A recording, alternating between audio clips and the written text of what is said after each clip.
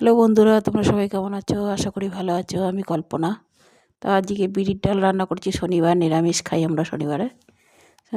প্রত্যেক শনিবারের মতন প্রত্যেক শনিবারেই হয়তো মুগ ডাল হয়, নয় হয় তোমার বিউলির ডাল। তো বিউলির ডালটা আজকে আমি প্রেসার কুকারে সেদ্ধ করে নিয়েছিলাম। তো প্রেসার কুকারে সেদ্ধ করার পরে হিং দিয়ে আর পাঁচফোড়ন আর একটা কাঁচা লঙ্কা বলছি, সরি, শুকনো লঙ্কা দুটো টুকরো করে তেলের উপর দিয়ে দিলাম। দেওয়ার পরে ডালটাকে দিয়ে দিলাম, ঢেলে দিলাম আমি প্রেসার কুকার ধরে। একটু ধনে পাতা দিয়ে নুন হলুদ টেস্ট করে নামিয়ে নেব। যেহেতু সব দেওয়া হয়ে গেছে, নুন হলুদ দিয়ে প্রেসার কুকারে সেদ্ধ করে নিয়েছিলাম। লঙ্কাও দিয়ে দিয়েছিলাম ওর মধ্যে, সম্বরা দিয়ে দিলাম।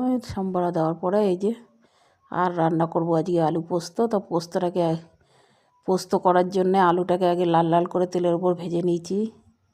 তারপরে কাঁচা লঙ্কা আর পোস্ত একসাথে বেটে নিয়েছিলাম। লাল লাল করে ভেজে নেওয়ার পরে জল দিয়ে আগে আলুটাকে সিদ্ধ করে নেব। তারপরে তোমার পোস্তটা ঢেলে দেবো নামানোর আগে। পোস্তটা ঢেলে দেওয়ার পরে একটু নেড়ে চেড়ে তার উপরে একটু কাঁচা তেল দিয়ে নামিয়ে নেবো। আর ওইদিকে দেখো প্রেসার কুকারে ভাত বসিয়ে দিচ্ছি আজকে।